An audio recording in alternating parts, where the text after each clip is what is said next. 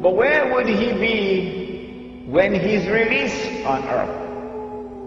In a day which would be like a year. And then this creature spoke and said, I am Jassasa, spy. So this is an island with a lot of people who excel in spying.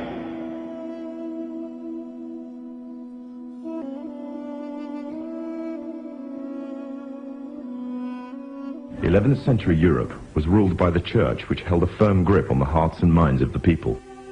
This power enabled Pope Urban II to wage war on the Muslim Caliphate and crusade in what he called a War of the Cross, to recapture the land of Jerusalem. It had been under Muslim rule since the year 637, but in 1099 this rule was brought to a bloody and sudden end. In the name of the cross, women were raped and murdered. Children were put to the sword, and it is said that blood ran in the streets knee-high to the horses. Out of this land of bloodshed and terror, a group of men arose. Men that would stop at nothing to get what they wanted, no matter what the cost. 20 years after Jerusalem was taken, the Dome of the Rock was seized by a group of warrior monks calling themselves the Knights of the Temple of Solomon, or more simply, the Knights Templars. In Jerusalem, the Templars began to deviate further and further away from the practices of Christianity. They learnt the secret arts of the Kabbalah, an ancient form of Jewish magic, along with its dark rites and rituals. The Jews had learnt the arts from the pagans of ancient Egypt during the times of enslavement to the Pharaoh, and developed them into Babylon at the time of Nebuchadnezzar. In 1307, King Philippe of France arrested them for charges of denial of Christ, homosexuality, and idol worship, as well as magic. In 1314, Pope Clement V declared all Templars as heretics to Christianity, ordering all their properties to be seized. Their leader, Jacques de Molay, was captured and burnt to the stake. The Templars were cornered, and just when it seemed they were finished forever, a glimmer of hope arose from a seemingly certain end. They were to find a safe haven as well as an ally. But not in France. In fact, in a country in a desperate struggle for independence against the English, the country of Scotland. For some, Scotland's hope of independence had died with the death of William Wallace. However, to the King of Scotland, Robert the Bruce, the arrival of the Templars gave him a new secret weapon. Their experience, gained over 200 years of fighting the mighty armies of Islam, had made them expert in combat and warfare, and more than a match for any army brought before them. In 1314, the Templars, allied with Robert the Bruce and his army, took to the fields of Bannockburn in the long-awaited showdown with the English. Robert the Bruce's foresight paid off. The 25,000-strong English army suffered a humiliating defeat at the hands of only 6,500 men. The dream of an independent Scotland had finally been achieved. The Templars had brought themselves back from the brink of destruction, and never again would they allow themselves to be destroyed. This time, they would control the country by controlling its kings, and in order to preserve their secret order, the Templars would have to die, or more precisely, the name would have to die. The Templars, who had escaped Europe, were finally laid to rest in Roslin Chapel, Scotland, which stands to this day as sign of their presence in Britain.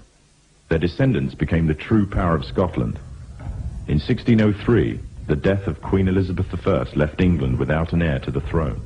By virtue of descent, King James V of Scotland became King of England. In doing so, Scotland and England joined to form a new kingdom, and the power that the Templars held over Scotland spread to give them a firm grip on the whole of Great Britain. For over 100 years, the Templars concealed their activities, fading into the background until they were little known and little remembered. However, they did not cease to keep a firm grip on Britain. All the time they were planning, regrouping, and infiltrating positions of power in all corners of the kingdom. In 1717, the Templars made their reappearance in Europe. They had grown in both number and strength, and were now ready to coin a new identity, free from their reputation of the past, and given credibility by none other than the monarchy and aristocracy of England. And the name they chose for themselves was a name that will be known by many, but understood by a few. This new name, the Freemasons. The answer, of course, is that when he's released on earth, he will be on that island. And from that island, he will launch his mission to liberate the Holy Land, to bring the Jews back to the Holy Land, to reclaim it as their own, to restore a state of Israel in the Holy Land, and get the Jews to believe that this is the holy Israel of David and of Solomon, alayhi salam, and to cause that state of Israel to become the ruling state in the world. Which island is it?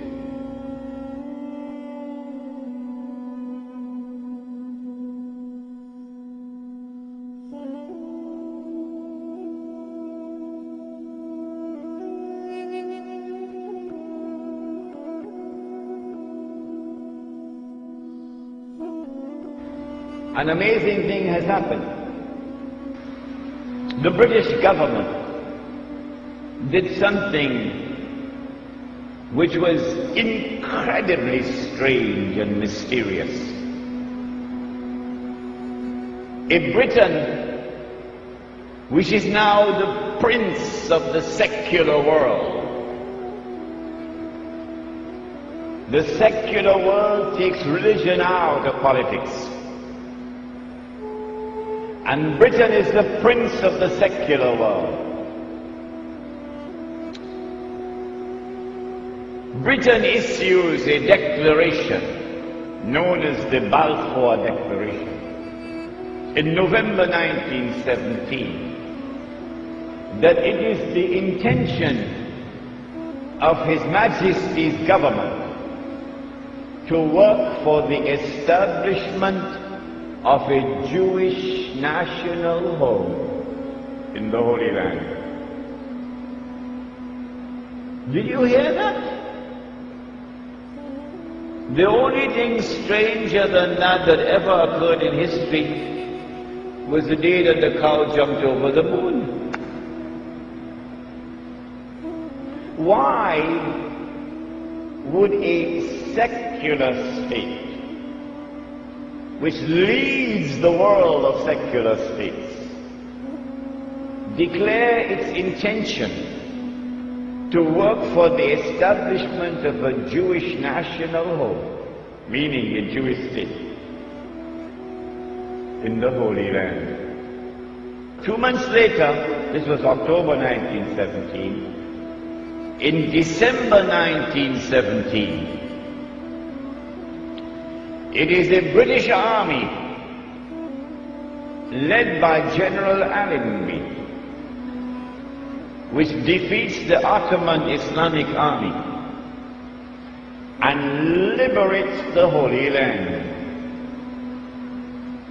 And when Allenby entered into Jerusalem, the British general declared, "Today, the Crusades are over."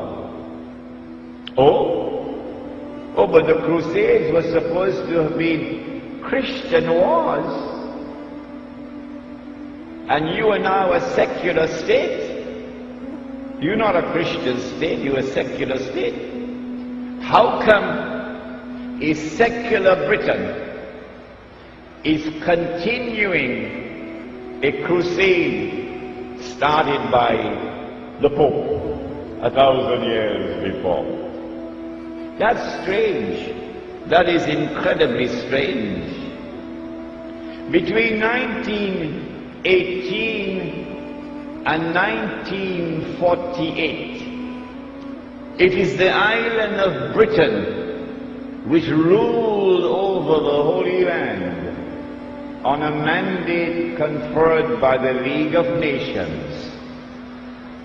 And during that period of time,